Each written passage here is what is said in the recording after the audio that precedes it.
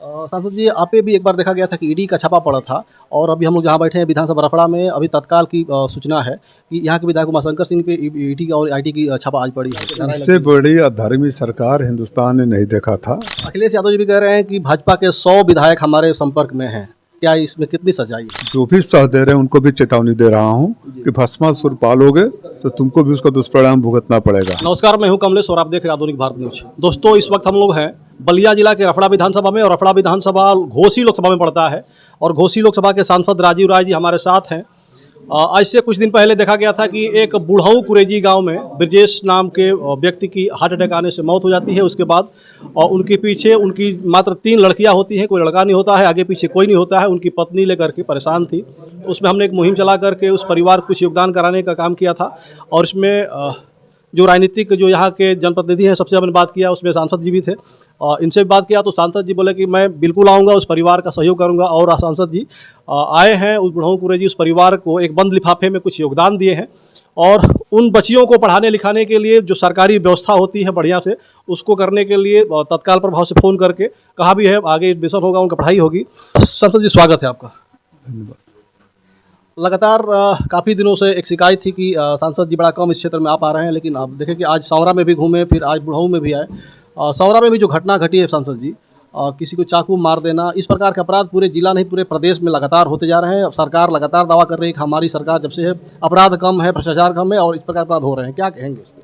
अच्छा, पहली बात का जवाब दे दूँ। जी मुझे नहीं लगता है कि मुझसे ज़्यादा सांसद कोई आसपास भी अपने इलाके में रहता है। जी अब ये है कि बलिया का बॉर्डर से लेके आजमगढ़, गोरखपुर, देवरिया का बॉर्डर है। जी चूँकि दुर्भाग्य है कि यहाँ के 1-2 पीढ़ी ने कम से कम अपने सांसद को देखा ही नहीं है, जी तो स्वाभाविक रूप से अपेक्षाएं ज़्यादा है। जी साथ ही मजबूरी ये है कि मैं किसी एक क्षेत्र में नहीं रह सकता, लेकिन जहाँ भी आपने देखा होगा दुख सुख बड़ी है, कोई पहुँचे न पहुँचे मैं ज़रूर पहुँचता हूँ और नहीं कभी पहुँच पाया तो मदद ज़रूर पहुँचती है। जी आपसे हमारी बात हुई, बहुत ही दुखद घटना। अब इसके क्या कहा जाए, एक ही बच्चा, 3 मासूम बच्चियाँ, कमाई का कोई साधन नहीं, कर्ज में चले गए।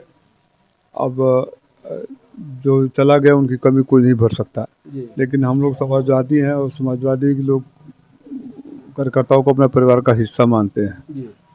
तो ये हमारी जिम्मेवारी है कि उनके जाने के बाद अगर ब्रजेश ने पूरी ज़िंदगी समाजवादियों को दी, तो अब समाजवादियों की बारी है कि अपना फर्ज का, अपने कर्तव्य का निर्वहन करे।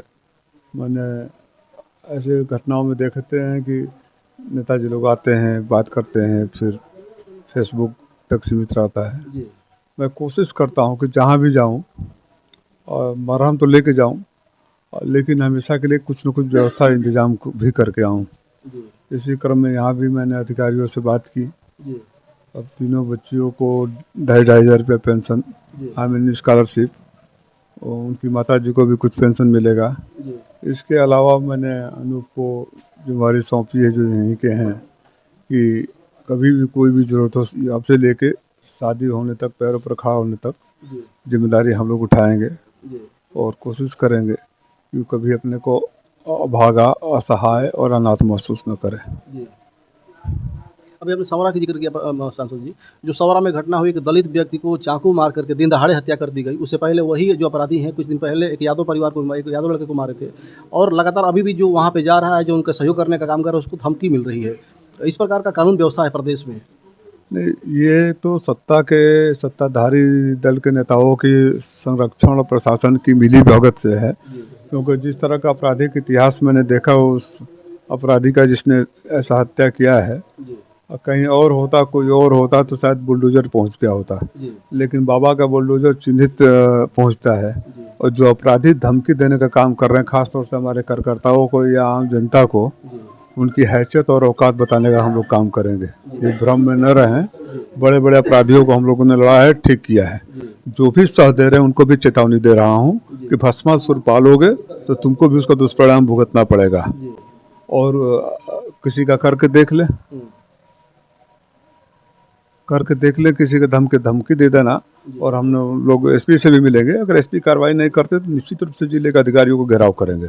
इस तरह थोड़े मनमानी छोड़ देंगे कि जब चाहो जैसे छोड़ दो, वो जमानत तो बाहर आता है और हत्या करके चला जाता है, सेफ हाउस में पहुंच जाता है। उसके लिए तो सुरक्षित है ना। नहीं तो क्या पता पब्लिक ही मार देती। जी तो अगर सरकार न्याय नहीं कर सकती, प्रशासन न्याय नहीं कर सकता, तो समाजवादी अपनी रक्षा कैसे करते हैं और न्याय कैसे करते हैं जानते हैं। जी सांसद जी, आप पे भी एक बार देखा गया था कि ईडी का छापा पड़ा था, और अभी हम लोग जहाँ बैठे हैं विधानसभा रफड़ा में, अभी तत्काल की सूचना है कि यहाँ के विधायक उमाशंकर सिंह पे ईडी और आईटी की छापा आज पड़ी है, क्या कहेंगे इस पे? मैंने सुना, अब जो भी विषय होगा, आपको पता ही है कि इनकम टैक्स की कार्रवाई कैसे होती है। जी अब इस मामले में क्या है मैं कुछ कह नहीं सकता, जी लेकिन ये जरूर जानता हूँ कि इनकम टैक्स की कार्रवाई चिन्हित करके होती है। जी मैं जनरल बात कर रहा हूँ। जी। इस मामले में जो भी होगा वो अधिकारी जाने और विधायक जी जाने।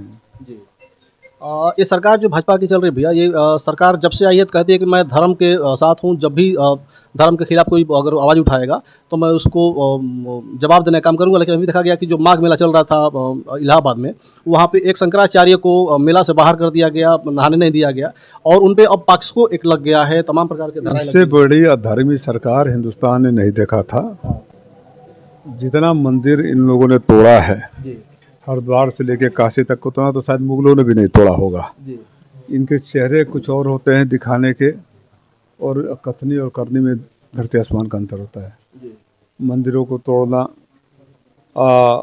चौड़ीकरण और सुंदरीकरण के नाम पर अपने सरकारी धन को लूटना, अपने चेलों को लुटवाना, जी और जो लोग का अपना कोई सर्टिफिकेट नहीं है सबसे सर्टिफिकेट मांगते रहते हैं।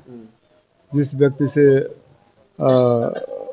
श्री शंकराचार्य महाराज पर केस कराया गया, उसका भी आपराधिक इतिहास सामने आ गया है। जी तो जिस व्यक्ति ने शिकायत की है, जो उसका आपराधिक इतिहास है, वही आपराधिक इतिहास वाले लोग सरकार में भी है। जी जनता सब कुछ देख रही है।